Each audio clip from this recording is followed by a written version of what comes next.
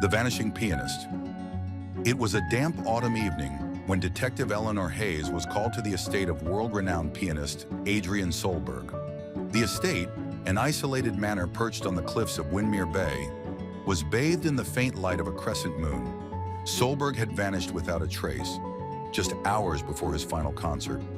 A performance meant to unveil a mysterious composition he had guarded fiercely. Eleanor arrived at the scene, greeted by the housekeeper, Mrs. Whitaker, whose trembling hands clutched a cup of tea. "He was in the music room," Mrs. Whitaker whispered, her voice barely audible. "Practicing as always. When I came back to bring him his supper, he was gone. But the door was locked from the inside." The music room was a masterpiece of artistry, with ornate wood paneling and a grand piano dominating the space. Sheet music lay scattered on the floor, and the scent of tobacco lingered in the air. Eleanor's sharp eyes scanned the room, noting a broken metronome and a faint smudge of blood on the piano keys. The windows were all latched shut, and there was no sign of forced entry.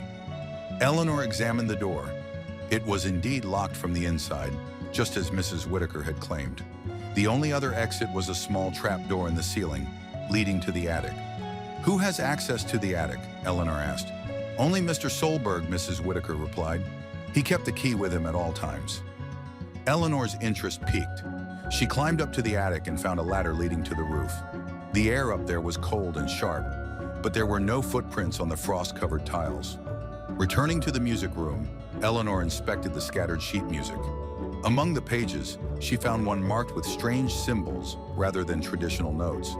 It was unlike anything she had ever seen. She carefully placed the page in an evidence bag, suspecting it might hold a clue. Solberg's manager, Philip Crane, arrived shortly after. "This is a disaster," he exclaimed, pacing the room. "Adrian was supposed to debut his magnum opus tonight. It would have cemented his legacy. And now he's gone." Eleanor noticed his nervous energy and the way his hands fidgeted with his tie. "When did you last see him?" Eleanor asked. Philip hesitated. "Around 3 p.m. He was in good spirits, though, preoccupied. He mentioned something about the composition being a gateway. I thought it was just his artistic flair talking." Eleanor turned her attention to Solberg's personal life. He had few close friends and no immediate family, but his notoriety had earned him admirers and enemies. One name stood out: Victoria Goss, a rival pianist who had accused him of stealing her work years ago. Tracking down Victoria wasn't difficult. She was staying at a nearby hotel, rehearsing for her own concert. "Do you think I had something to do with this?" she scoffed when Eleanor questioned her. "I despise the man, yes, but I wouldn't jeopardize my career over him. Besides, I have an alibi. Ask the hotel staff." Eleanor did, and Victoria's alibi held up.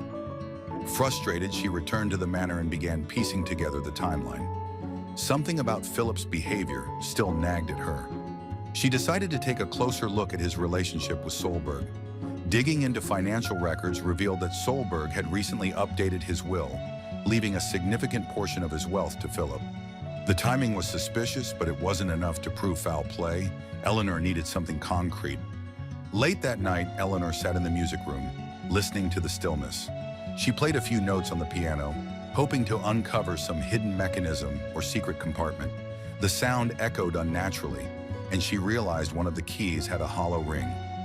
Removing the key, Eleanor found a small compartment beneath it. Inside was a folded piece of parchment. It was another sheet of Solberg's mysterious composition, this one marked with what appeared to be coordinates. Following the coordinates led Eleanor to a secluded cove at the base of the cliffs. There she discovered a hidden boathouse. Inside was a rowboat, its oars still wet, and a trail of muddy footprints leading into the woods. Eleanor followed the trail, her flashlight cutting through the dense trees. The footprints ended abruptly at a clearing where a small wooden cabin stood. She approached cautiously, her hand on her holstered weapon. Inside the cabin, she found Adrian Solberg, alive but disheveled. He looked up at her with a mixture of relief and fear. "You shouldn't have come here," he said. "They'll find you too." "Who?" Eleanor demanded, but Adrian refused to answer. His hands trembled as he clutched a leather-bound journal. "It's all in here," he said. "The truth about the composition." Taking the journal, Eleanor skimmed its pages.